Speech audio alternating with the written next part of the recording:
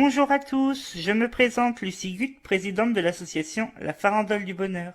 Avec Carole Royer, notre trésorière, nous avons créé l'association le 5 février 2022.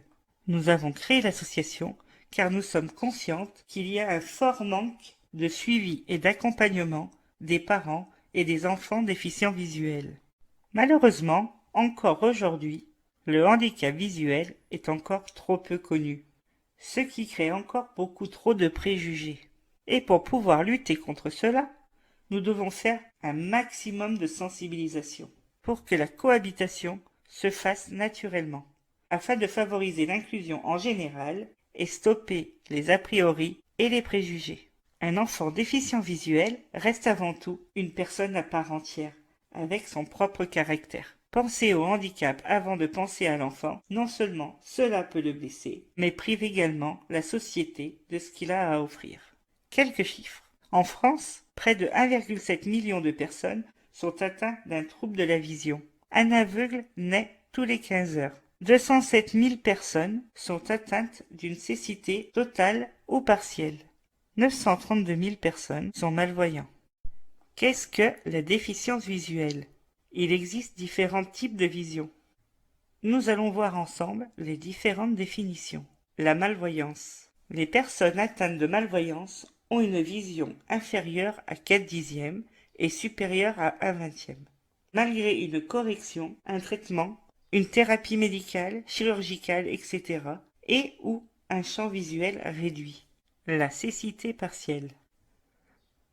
Ce qui correspond à une personne très malvoyante.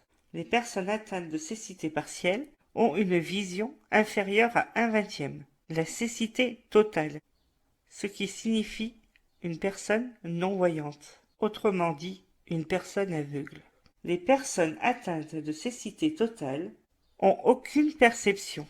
Comment voit une personne déficiente visuelle ? Ah, grande question. Les personnes ayant un handicap visuel peuvent voir de plusieurs façons. Nous allons en voir quelques-unes. Elles ne peuvent strictement rien voir.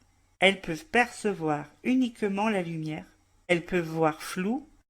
Elles peuvent avoir une vue tubulaire, uniquement centrale. Elles peuvent avoir une vision périphérique, uniquement sur les côtés. Et elles peuvent avoir une vision tachetée. Comment font-elles pour se déplacer ? Elles peuvent utiliser 3 sortes de cannes. Les connaissez-vous ? La canne blanche pour les non-voyants, la canne jaune pour les malvoyants et la canne blanche et rouge pour les malvoyants ou non-voyants étant également malentendants ou sourds. Elles peuvent avoir également un chien guide. Attention, si vous croisez un chien guide en plein travail, il ne faut surtout pas aller le caresser, l'appeler ou lui donner à manger, car il a besoin de toute sa concentration et il pourrait être vite distrait et pourrait mettre en danger la personne déficiente visuelle. Et s'ils sont à l'arrêt et l'envie de l'approcher est trop forte, n'allez pas directement vers le chien. Demandez la permission à la personne déficiente visuelle qui l'accompagne. Comment pouvons-nous les aider ? Ce qui pourrait grandement les aider à améliorer leur déplacement serait de ne plus garer vos voitures sur les trottoirs, ou que vos poubelles soient pas en plein milieu du trottoir, car les personnes déficientes visuelles peuvent se faire mal, ou se mettre en danger en descendant sur la route, pour les éviter, ou également se perdre, car un chemin modifié même de quelques mètres peut vite les désorienter. Et s'il vous plaît, quand vous sortez votre chien, n'oubliez pas de ramasser ses besoins. Si je vois une personne déficiente visuelle et que je pense qu'elle est en danger, que dois-je faire ? Si la personne est en danger, pour vous, vous avez le droit de la prévenir. Évitez cependant les « Attention !» qui ne veulent rien dire et la fera sursauter. Préférez par exemple un poteau à 2 mètres devant vous.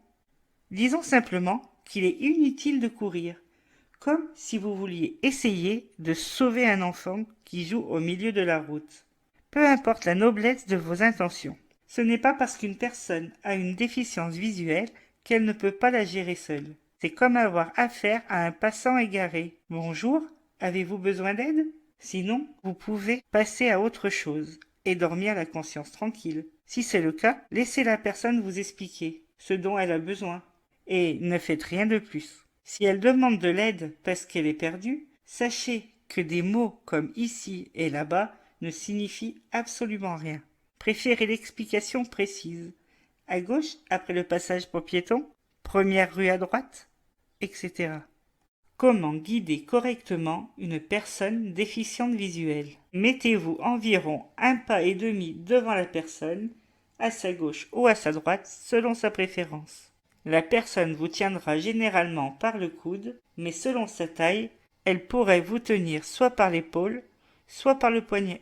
Essayez tant que possible de respecter son rythme de marche. Face à une marche en tout genre, escalier, trottoir, etc., arrêtez-vous. Face à un passage trop étroit, pour deux, comme l'espace entre un mur et une voiture mal garée, passez devant. En espérant que cette vidéo vous ait plu, si vous souhaitez en savoir plus sur les déficiences visuelles ou vous souhaitez organiser une sensibilisation au sein de votre établissement scolaire ou entreprise, n'hésitez pas à nous contacter. Bonne journée.